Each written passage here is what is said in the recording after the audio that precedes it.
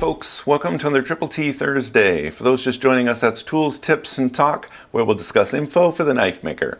In today's episode, we're going to make a sheath. I haven't shown a sheath making video in quite a while, so we're going to make a sheath for this guy, which is one I just finished. So we're going to make a sheath for that. Let's go over to the table and take a look. All right, we're ready to start our sheath. So let's talk about the type. So we're not going to make the type of sheath where the whole handle slides inside the sheath because we've got a guard and this is going to stop it. So typically these kind of sheaths are going to stop at the guard. So we're not going to be doing a taco sheath where it's only stitched on one side. We're going to be doing one that's stitched all the way around. So the first thing we're going to do is just trace out the blade here. And what I like to do is trace out the blade and then add about 3/8 to 1/2 inch around it for grinding and stitching and things like that.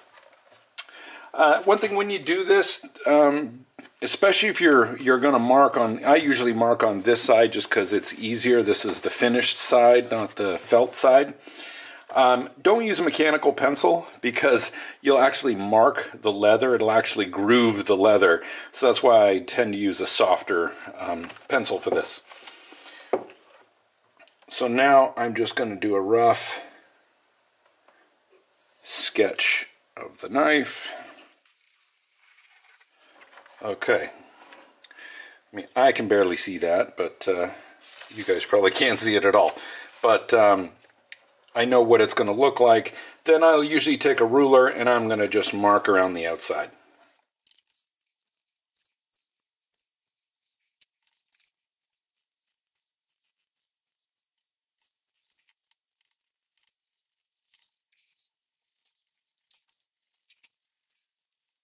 Okay, so usually doing this, I'll usually cut this out, then mirror it, and then just trace around it.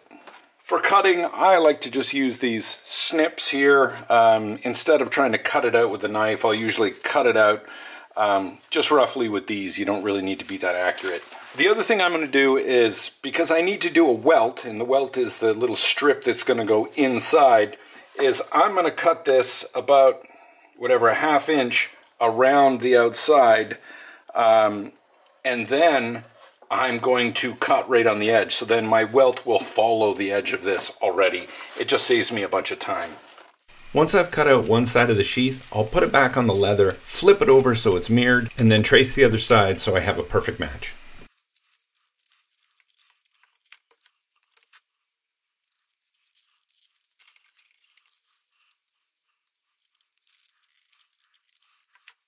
Okay, so there's our welt for this side. Let's make sure these match up. And close enough. All right. Let's just clean this up. The other thing we're going to do is a belt loop. So on this side, we're going to have a belt loop that comes up here, a pretty tall one, so that it's going to come up to about, probably to about here, and then be affixed to the back. So we need something that's this long times 2. So I got my pieces cut out here.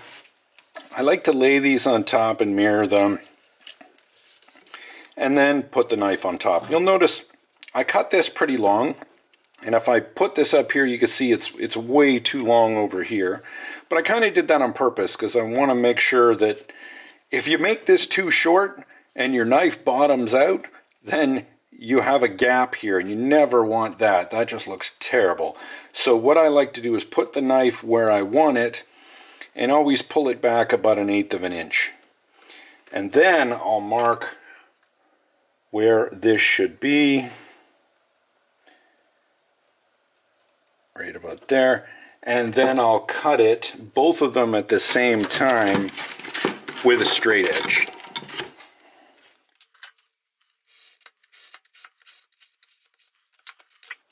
And now this should pretty much be perfect.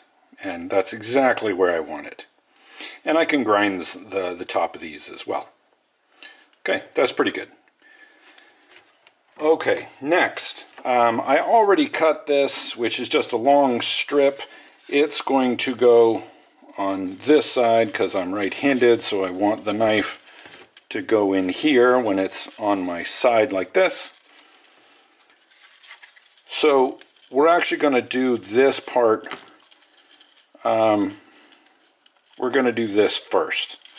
So what I'm going to do is, because you won't be able to get inside this afterwards, I'm going to trim the edge of this so that it just looks nice, and then we're going to dye this the color that we need.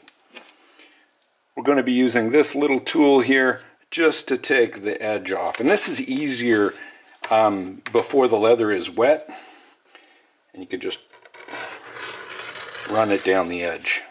It just kind of cleans up the edge and makes it look nice. If you look here, this is pretty high. So I'm actually going to cut this on an angle, but I'm going to glue it first. So for glue, we're going to be using contact cement, and I'm just going to glue about up to there. Obviously, before we do that, we're going to need our dye. So we're going to be doing black, and there's kind of, I always use these Phoebing's leather dye. There's this alcohol-based one, but if you get the pro one, it's a lot thicker and it goes on a lot easier, so I definitely suggest you get this one. There's links down in the description to all this stuff. To make it easier, I always fill the small ones with the pro dye, so I don't have to deal with the big bottle.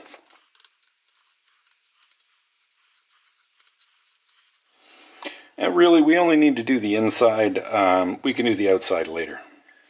So I'm just going to generously put some contact cement as far up as I want this to go. And I'm going to do it on both ends.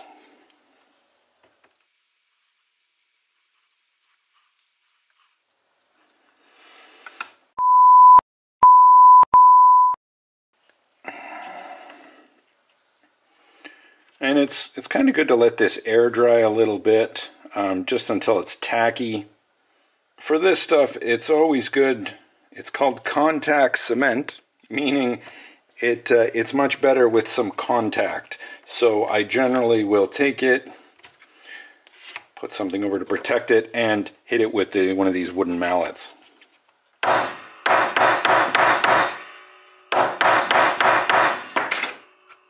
And whenever you're doing leather work, you always want to keep some scrap leather around, because when you're gluing things, you really need some leather on either side so you don't mark it up, because you're going to be applying some clamps here, and if you don't put some leather to protect it, you're going to get the pattern of this clamp on your leather. While our belt loop is setting up, we're going to put the welt on the inside here.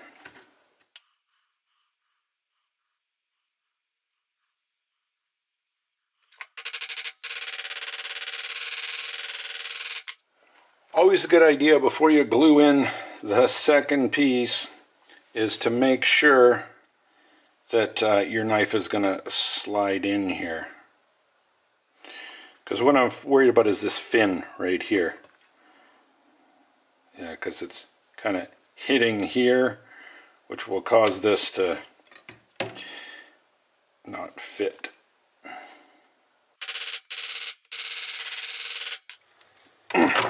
So here's our belt loop, all squared up. I actually took this to the grinder and just kind of ground the edges so they're all smooth. So I'm going to put a bit of a taper on this end, just by cutting this on an angle here.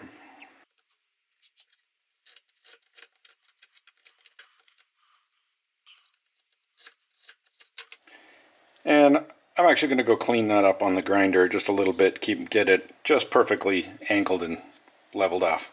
So here's where we're at. I had the welts clamped in overnight. This is actually the next day. So I'm ready to go to the next step. I've already scored the back of the belt loop, which is going to get glued on here. So that's the next step. What we're going to do is use some tools to make a little line, and then we're going to define where our stitches go. So for that, I'm going to be using one of these, which is a grooving tool. And I'm actually going to take the guide out because these bevels here, it's just a little hard to do that. So I'll take that out, and I'm just going to use a ruler. I'll put this here. So I really want the stitches to come up to about here, because I want there to be a little bit of flex here. So this comes out when the guard, which is here, is going to just push this out a little bit, which is fine, because otherwise the guard will start to dig into this area here, which I don't want. So we're ready to set our stitches. We're going to be using these stitch markers, and these are not meant to go all the way through. We're just marking where the stitches will go, and then we'll go to the drill press and actually drill them through.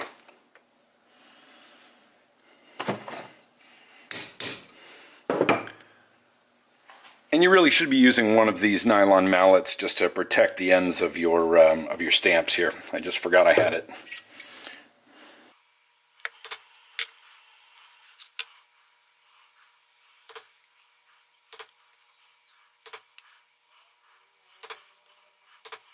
Well, I forgot to turn the camera on when I did this, but you're going to see me do this a little later in another step, drilling the holes, I mean. So now an important thing is we need to score the inside of these, because we don't want the knife to hit the stitches as they enter. So we're going to go back to our grooving tool and really just dig these out a little bit.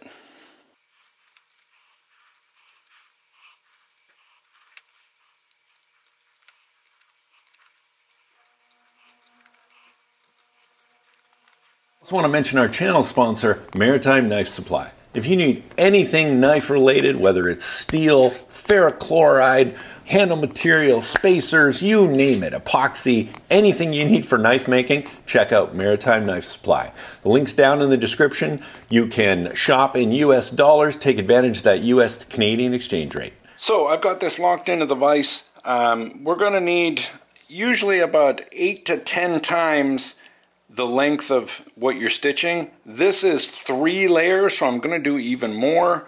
So basically like an arm's length. So for the thread, and this is black wax thread, it's specifically for leather. You just put it through the needle, in the eye of the needle, and then you take the needle and you just go back through that little piece of thread. Okay, and then pull that and pull it tight. Okay, so you don't need a knot. And then do that on the other side, because we're going to be having a needle on each side. We're going to be doing what's called a saddle stitch. Okay, so for a saddle stitch, we're basically going to be putting the needle through, evening it out, and then we're going to be weaving it like this between the holes.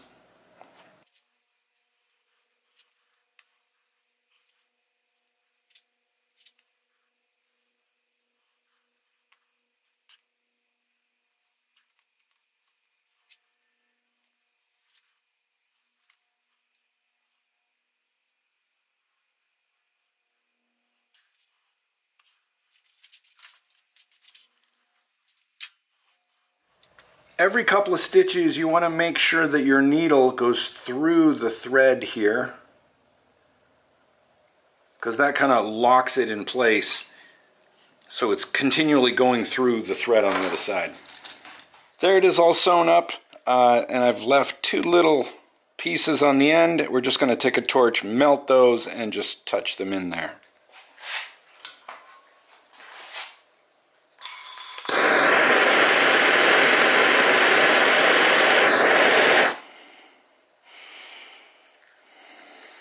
So we got our belt loop attached. Now I'm going to, I have my maker's mark, which is a brass stamp here that I'm actually going to put on the back of the sheath right there. Before you do any kind of stamping or tooling, you really should wet the leather, which is what I'm going to do here.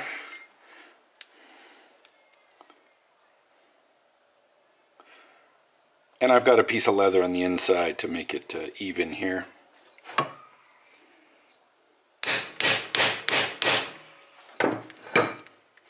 There we go. I'm going to put a couple of other stamps down here just for some looks.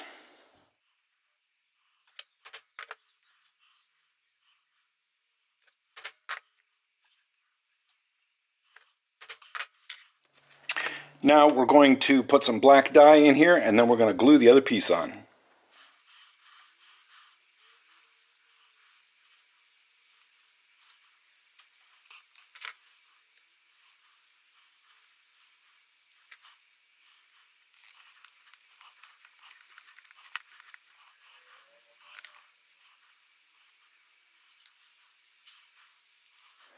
While we're waiting for this to set up, let's talk about the front, because I'm sure you're saying, why didn't you do any tooling on the front?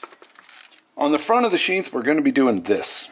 This is a piece of sharkskin that I've glued just to a little test piece, just to see what it would look like if you could see the seams, which I don't think you can, and I think it looks really great. So I'm going to be cutting a piece of that out. We're going to be gluing that on the front, and that'll be our pattern. So here it is after glue up. Now we're going to go to the grinder and grind all this flush, because we want to do our stitches on a perfect line away from the edge, so we need to grind all that off.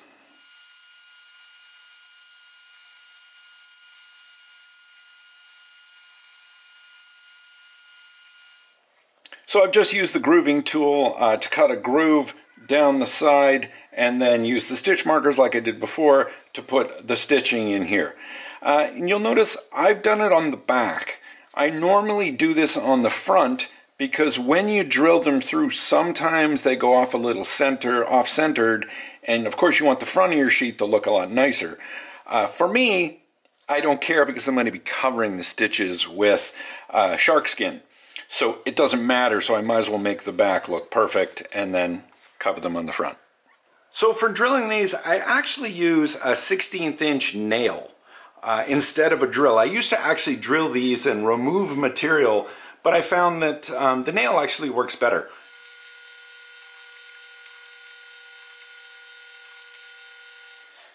So here's the full-size shark skin. It's quite big. It's almost 4 feet long.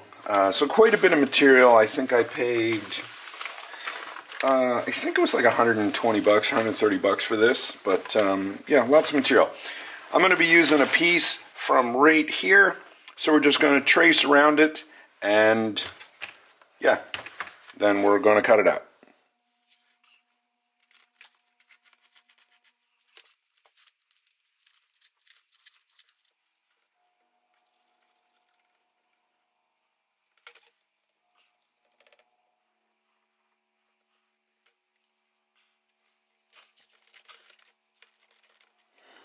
So after setting up, I just cut the excess off and I just ground the edges a little bit. Now we're going to burnish it after I add some black dye.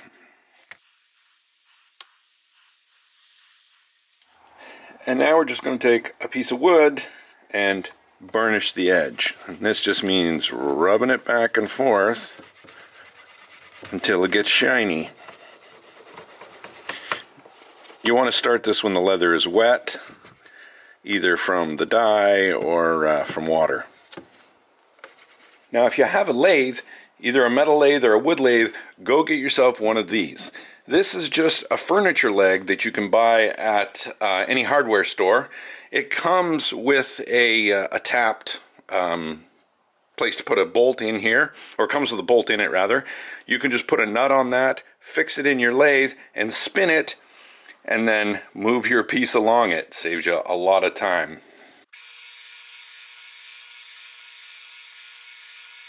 Now it's pretty much done. You can buff this if you want a nice shiny look. It's a bit shiny right now, but not crazy shiny.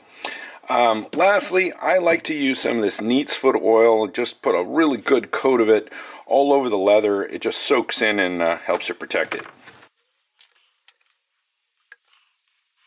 It looks really shiny, but that'll go away once it soaks in.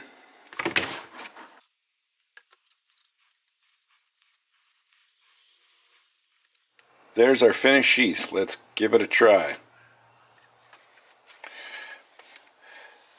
Oh, like a glove. So it's okay to test it in the sheath, but I wouldn't leave the knife, and don't ever leave a knife in a sheath for long periods, but especially right after you've made it. You want to make sure all that water that's been in here dries, because it'll rust your knife on the inside. Thanks, folks. Hope you got something out of today's build. We'll see you on the next one.